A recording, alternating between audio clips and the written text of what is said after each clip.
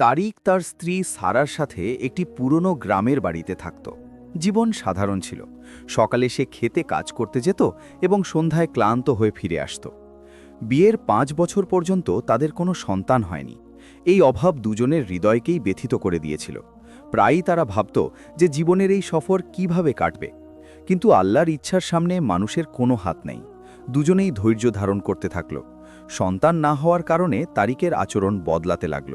সে তার স্ত্রীকে অবহেলা করতে লাগল এবং কখনো কখনো তাকে তুচ্ছও মনে করত। কিন্তু সারা সাহস হারায়নি। সে নীরবে সবকিছু সহ্য করত এবং দিন-রাত আল্লাহর কাছে দোয়া চাইত যেন তাদের সন্তানের নেয়ামত দান করা হয়। বছর গড়িয়ে যেতে লাগল। ৭ বছর পর আল্লাহ তাদের ওপর রহম করলেন এবং একটি মেয়ে দান করলেন। সারা খুশিতে নেচে উঠল।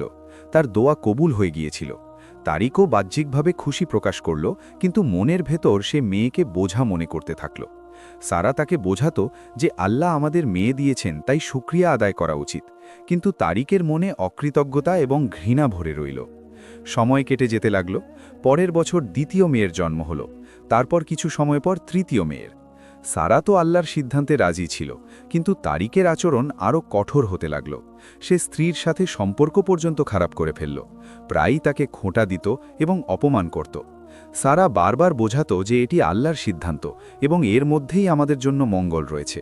কিন্তু তারিক এই কথাগুলোকে ফালতু মনে করত। শেষ পর্যন্ত তার কঠোরতা এবং মূর্খতা এমন পর্যায়ে পৌঁছে গেল যে সে সারাকে তালাক দিয়ে দিল। সারার ওপর যেন কেয়ামত ভেঙে পড়েছিল। তালাকের পর তার আর কোনো আশ্রয় রইল না। সে চিৎকার করত, কিন্তু শোনার মতো কেউ ছিল না। এখন তার কষ্টের দরজা শুধু আল্লাহই ছিলেন। তারিক কেবল তালাকই দেয়নি, বরং তাকে বাড়ি থেকেও বের করে দিয়েছিল। ক্ষেতের এক কোণে একটি ছোট কাঁচা ঘর বানিয়ে তাকে মেয়েদের সাথে সেখানে পাঠিয়ে দিল। সময় গড়ালো এবং কিছুদিনের মধ্যেই খবর পাওয়া গেল যে তারিক মহল্লার এক মহিলার সাথে খুব ধুমধাম করে বিয়ে করে নিয়েছে। বরযাত্রী বেরোলো, ওয়ালিমা হলো এবং সে আনন্দে নতুন জীবনে মগ্ন হয়ে গেল। তারিক আল্লাহর দেওয়া নেয়ামত ছেড়ে নিজের খুশি নিজে খোঁজার চেষ্টা করল।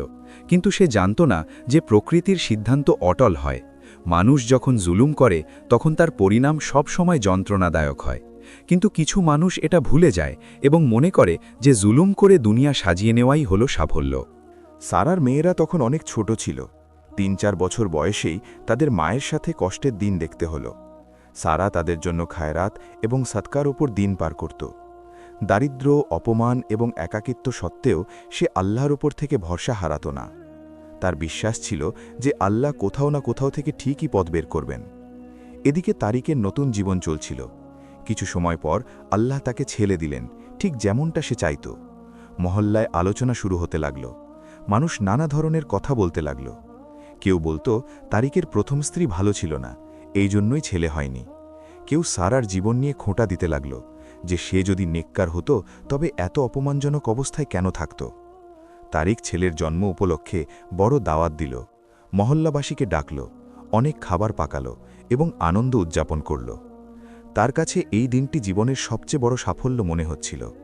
কিন্তু মানুষ এটা জানে না যে আসল মঙ্গল কিসের মধ্যে আছে। পরিণামের বাস্তবতা কেবল আল্লাহরই জানা থাকে। সময় তার নিজস্ব গতিতে এগিয়ে চলতে থাকল। দিন মাসে এবং মাস বছরে পরিণত হতে লাগল। ৩ বছর পর তারিকের ঘরে দ্বিতীয় ছেলের জন্ম হল। তারপর কিছু বছর পর তৃতীয় ছেলেও হল। তারিকের মন শান্তি পেয়ে গেল। সে নিজের জুলুমকেই সঠিক বলে মনে করতে শুরু করে দিল। শয়তান তাকে বিশ্বাস করালো যে সে যা কিছু করছে সেটাই ঠিক। সে ভাবত যে আল্লাহ আমাকে ৩টি ছেলে দিয়েছেন, এর মানে হল আমি সঠিক পথে আছি, যদিও পুরোপুরি দোষ তারই ছিল। তারিক খেতে কাজ করত এবং নিজের ঘর সামলাত।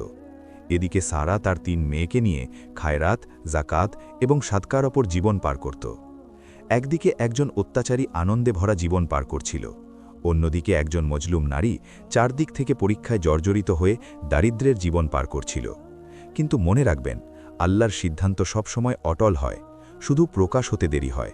বছরের পর বছর পার হতে লাগল। সেই সময়টাও চলে আসলো যখন তারিকের ছেলেরা যুবক হয়ে গেল। এখন তারিক নিজেও বার্ধক্যের দোরগোড়ায় পৌঁছে গিয়েছিল। কিছু সময় পর তারিক তার স্ত্রীকে বলল, বেগম সাহেবা, কোনো সুন্দর মেয়ে দেখো যে ধনী পরিবারের হয়, যাতে বড় ছেলের বিয়ে দিতে পারি। অন্তত এই একটা দায়িত্ব তো পূরণ হয়ে যাক। অন্যদিকে সারার ৩ মেয়েও যৌবনের দোরগোড়ায় ছিল। কিন্তু দারিদ্র্য তাদের দুনিয়ার আনন্দ থেকে বঞ্চিত করে রেখেছিল। না ভালো কাপড়, না গহনা, না বিয়ের কোনো আশা। সবকিছুই তাদের কাছে একটি স্বপ্নের মতো ছিল।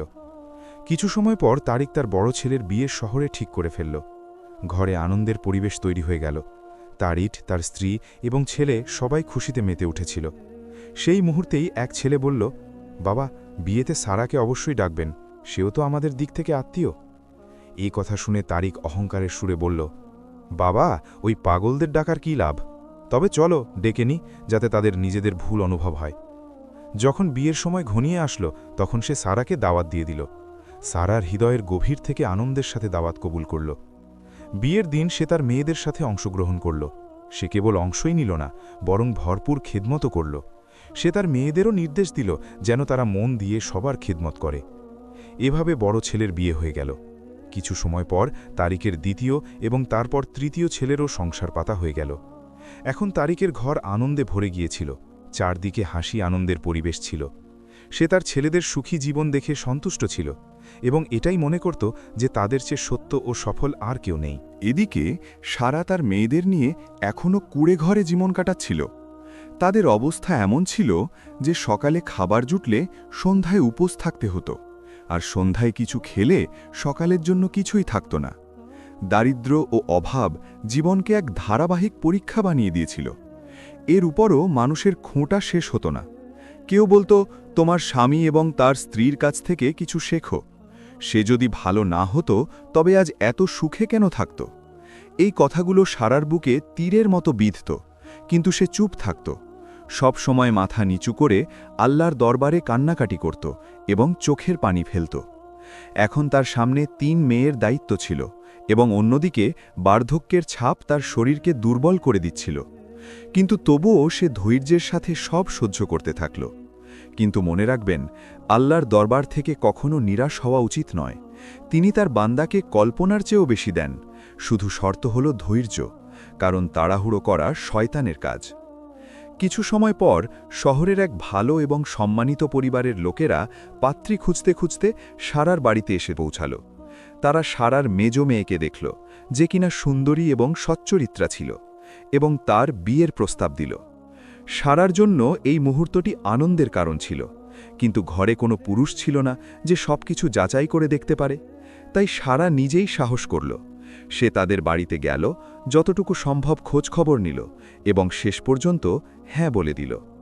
কিছু সময় পর মেজ মেয়ের বিয়ে ধুমধামের সাথে হয়ে গেল। মহল্লাবাসী অবাক হয়ে গেল যে এরা কারা, যারা এক গরিব পরিবারে আত্মীয়তা করতে এসেছে। কিন্তু আল্লাহ যা লিখেছিলেন সেটাই হল। এভাবেই সময় কেটে যেতে লাগল। সারার বড় মেয়ে সদাচারী ছিল। দারিদ্র্যের কষাঘাত তাকে আরও নরম মনের এবং সেবাপরায়ণ বানিয়ে দিয়েছিল। ভালো আচরণের কারণে সে সবার মন জয় করে নিত। এই গুণগুলো দেখেই শহরের এক সম্মানিত পরিবার তাকে নিজেদের ছেলের জন্য পছন্দ করল। তার বিয়েও হয়ে গেল। এখন আল্লাহর রায় শোনানোর পালা ছিল। অত্যাচারীকে শাস্তি আর মাজলুমকে সিংহাসনে বসানোর সময় এসেছিল। কিছু সময় পর ছোট মেয়ের বিয়েও হয়ে গেল।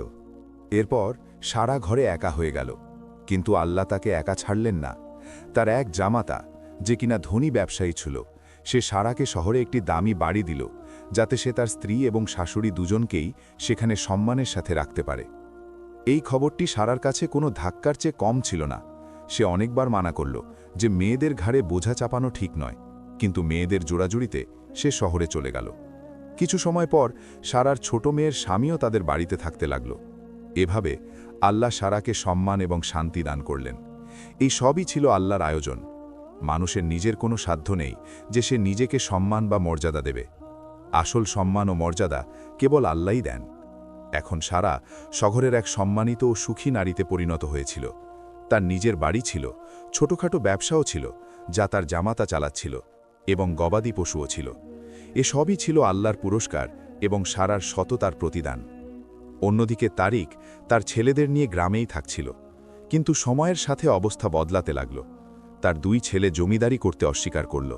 তারা শহরে গিয়ে ব্যবসা করতে চাইত। বাবা কঠোরভাবে বাধা দিল, কিন্তু মতবিরোধ বাড়তেই থাকল। শেষ পর্যন্ত 2 ছেলে বাড়ি ছেড়ে শহরে চলে গেল। এখন তারিক কেবল তার স্ত্রী এবং এক ছেলেকে নিয়ে রয়ে গেল।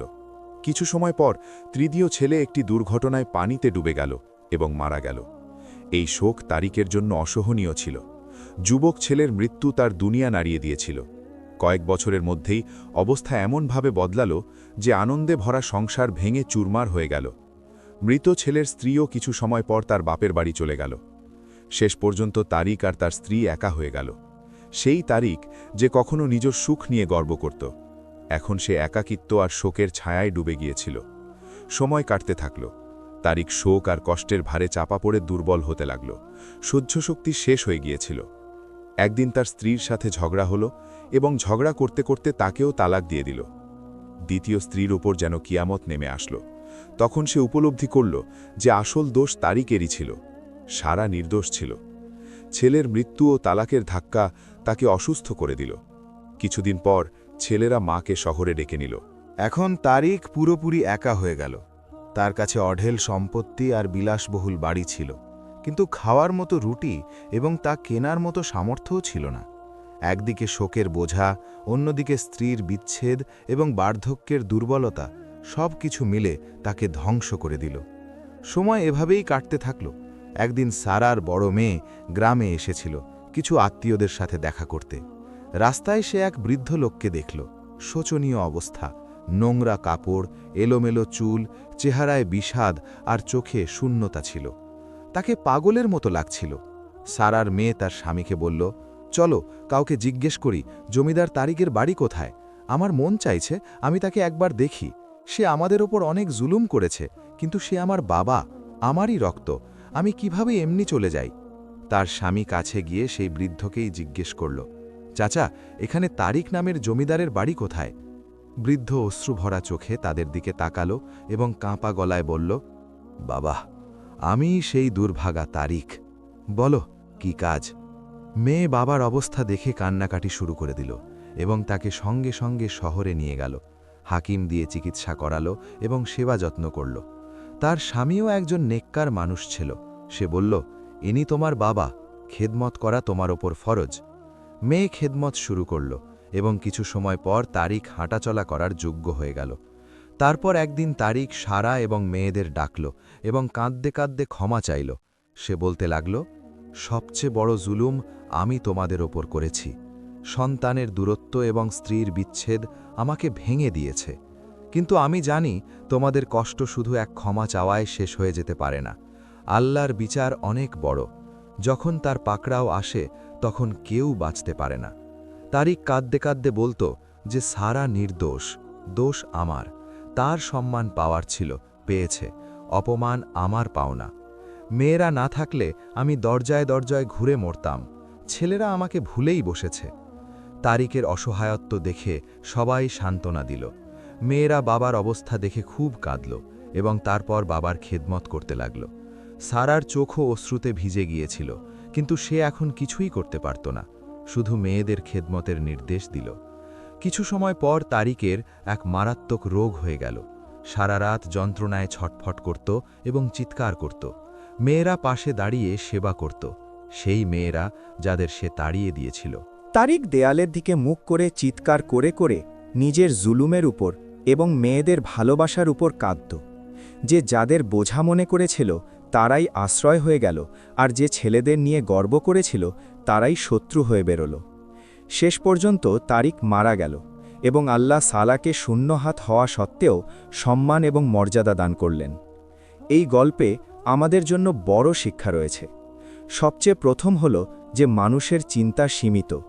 আমরা ছেলে বা মেয়ে চাই নিজেদের ইচ্ছে অনুযায়ী, কিন্তু আল্লাহ যা দেন সেটাই আমাদের জন্য ভালো হয়।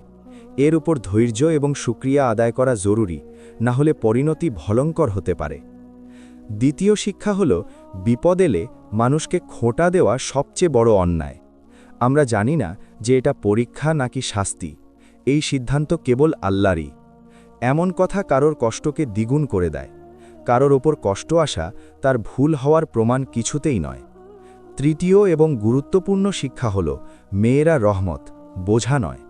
তারিকের মেয়েরা যদি না থাকত তবে সে অসহায় হয়ে মারা যেত। আল্লাহ যা দেন তার ওপর সন্তুষ্ট থাকো, কারণ আসল মঙ্গল তাতেই রয়েছে। আর মনে রেখো, জুলুম কখনো ক্ষমা হয় না। তার শাস্তি দুনিয়া এবং আখিরাত দুই জায়গাতেই পাওয়া যায়। আমি আশা করি আপনারা এই গল্প থেকে নিশ্চয়ই কিছু শিখেছেন। আরও গল্প দেখতে আমাদের চ্যানেলটি সাবস্ক্রাইব করুন এবং সাথে থাকা ঘন্টার বোতামটি চেপে দিন, যাতে প্রতিটি নতুন গল্প আপনাদের কাছে পৌঁছতে পারে। ভিডিওটি বেশি বেশি করে শেয়ার করুন, লাইক করুন এবং মন্তব্যের মাধ্যমে আপনাদের মতামত অবশ্যই দিন। আপনাদের সহযোগিতার জন্য ধন্যবাদ।